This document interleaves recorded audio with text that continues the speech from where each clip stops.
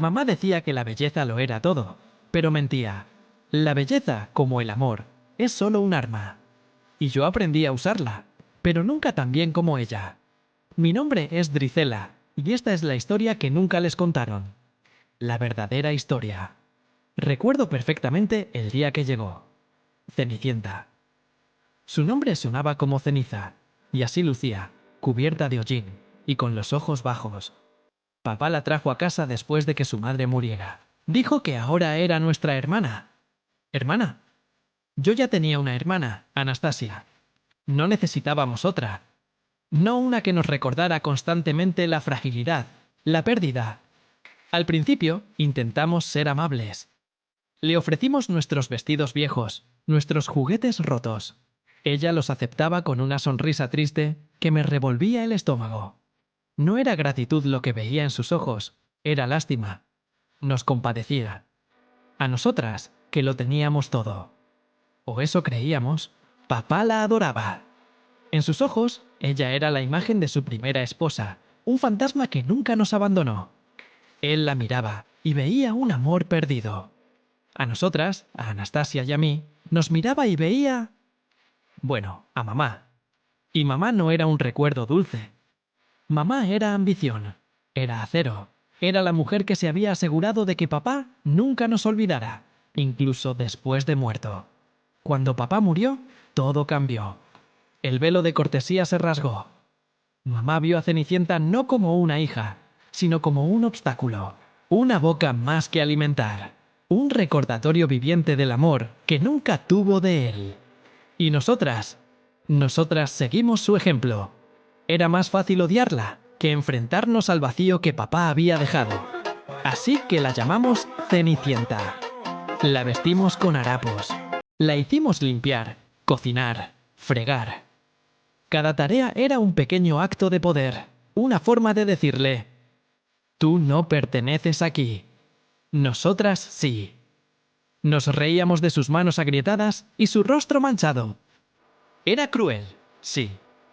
Pero la crueldad era nuestro escudo. Era la armadura que mamá nos había forjado. Anastasia era más ruidosa en su desprecio. Sus insultos eran directos, sus empujones, torpes. Yo era más sutil. Mis armas eran las miradas, los susurros, las verdades a medias que dolían más que cualquier golpe. Aprendí a tejer telarañas de palabras, a aislarlas sin que se diera cuenta de las cuerdas. Las lecciones de canto, las clases de baile, todo era para nosotras. Mamá invertía cada moneda en nuestro futuro, un futuro que dependía de un matrimonio ventajoso. Teníamos que ser perfectas, elegantes, cultas, deseables. Mientras Cenicienta fregaba los suelos, nosotras aprendíamos a balsear, a sonreír sin mostrar los dientes, a ocultar nuestros verdaderos sentimientos detrás de un abanico. La presión era inmensa. Cada nota desafinada, cada paso en falso, era recibido con la mirada gélida de mamá. No es suficiente, parecía decir siempre. Tenéis que ser mejores. Y entonces llegó la invitación. Un baile en el palacio. El príncipe buscaría esposa. La oportunidad de nuestras vidas. Mamá se volvió loca. Trajo modistas, joyeros, peluqueros. La casa era un torbellino de seda y encajes. Anastasia y yo nos probamos docenas de vestidos, cada uno más extravagante que el anterior. La competencia entre nosotras era feroz, silenciosa pero letal. ¿Quién conseguiría el vestido más llamativo? ¿Quién luciría el peinado más elaborado? Y Cenicienta, ella también soñaba con ir, pobre ilusa. Remendó un vestido viejo de su madre, un pálido fantasma rosa. Cuando la vimos, Anastasia y yo nos miramos. Fue un acuerdo tácito. No podíamos permitirlo. No era solo envidia, era miedo. Miedo de que, incluso con harapos remendados, ella pudiera eclipsarnos. Así que lo destrozamos. Rasgamos la tela, arrancamos las perlas. Fue un acto feo, visceral. Mientras ella lloraba entre los restos de su sueño, sentí una punzada de algo que casi se parecía a la culpa. Pero la ahogué rápidamente. En este juego no había lugar para la debilidad. Nos fuimos al baile. El palacio era un derroche de luz y música. Pero el príncipe El príncipe era distante. Sus ojos pasaban por encima de todas las debutantes, aburrido, hasta que ella llegó. Una desconocida. Llegó en un carruaje de oro, con un vestido que parecía tejido de luz de luna. Nadie la reconoció. Pero yo sí. Bajo el glamour y la magia, vi sus ojos. Los mismos ojos que nos miraban con lástima desde las cenizas de la chimenea. Era ella. Era Cenicienta. Toda la noche, el príncipe solo bailó con ella. Nosotras, como el resto de las damas del reino, nos convertimos en meros adornos en la pared. Observamos, impotentes, cómo nuestro futuro se desvanecía en los brazos de nuestra sirvienta. La rabia que sentí era fría y afilada. Mamá estaba lívida. Su plan, sus años de inversión, todo se estaba desmoronando por culpa de una chica que debería estar fregando suelos. Cuando huyó a medianoche, dejando atrás solo un zapato de cristal, la esperanza volvió a encenderse. El príncipe anunció que se casaría con la doncella a la que le calzara el zapato. El gran duque recorrió el reino. Y finalmente llegó a nuestra puerta. Ese zapato era nuestra última oportunidad. Mamá nos encerró en la habitación con él. «Tiene que entrar», dijo, con una determinación aterradora en su voz. Anastasia fue la primera. Lo intentó, empujó, gimió de dolor. No había manera. Su pie era demasiado ancho. Luego fue mi turno. Yo sabía que mi pie era más esbelto. Lo deslicé dentro. Entró casi. Solo un poco más. La punta de mi talón chocaba contra el borde. Miré a mamá.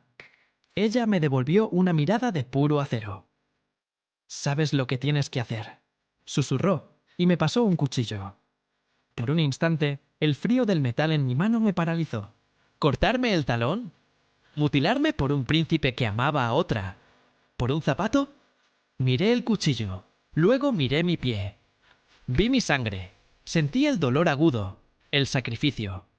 Y luego vi el rostro del príncipe, sus ojos vacíos mirándome, sabiendo que yo era una impostora. Vi una vida entera de mentiras, tratando de mantener una farsa. Y por primera vez en mi vida, le dije que no a mi madre. Dejé caer el cuchillo.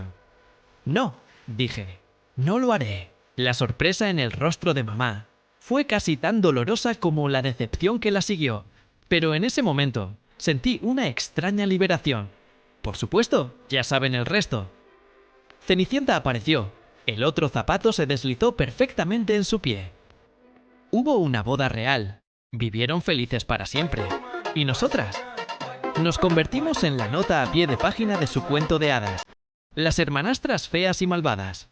Pero la gente olvida que feo y malvado rara vez nacen, casi siempre se hacen.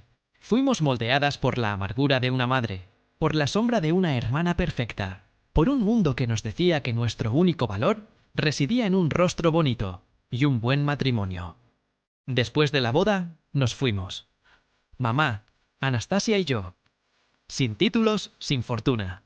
Solo con nosotras mismas. Y en ese exilio, lejos del palacio y de los cuentos de hadas, algo curioso sucedió. Empecé a descubrir quién era Drizella sin la sombra de Cenicienta, sin la mano de hierro de mi madre. Anastasia también cambió. Encontramos trabajos humildes. Aprendimos a sobrevivir, a depender la una de la otra de una forma nueva, sin competencia. A veces, por la noche, pienso en Cenicienta en su castillo. Me pregunto si alguna vez piensa en nosotras. Si alguna vez se pregunta cómo habría sido todo si las cosas hubieran sido diferentes. Si papá no hubiera muerto. Si mamá hubiera conocido el amor en lugar de la ambición. No busco su perdón. Tampoco ofrezco excusas. Mis acciones fueron mías. Pero la historia siempre tiene más de una cara. El mundo necesitaba un villano para que su princesa pudiera brillar. Y nosotras interpretamos nuestro papel a la perfección. La belleza es un arma, sí, pero la historia es el arma más poderosa de todas. Y por fin, esta es la mía. Gracias por escuchar.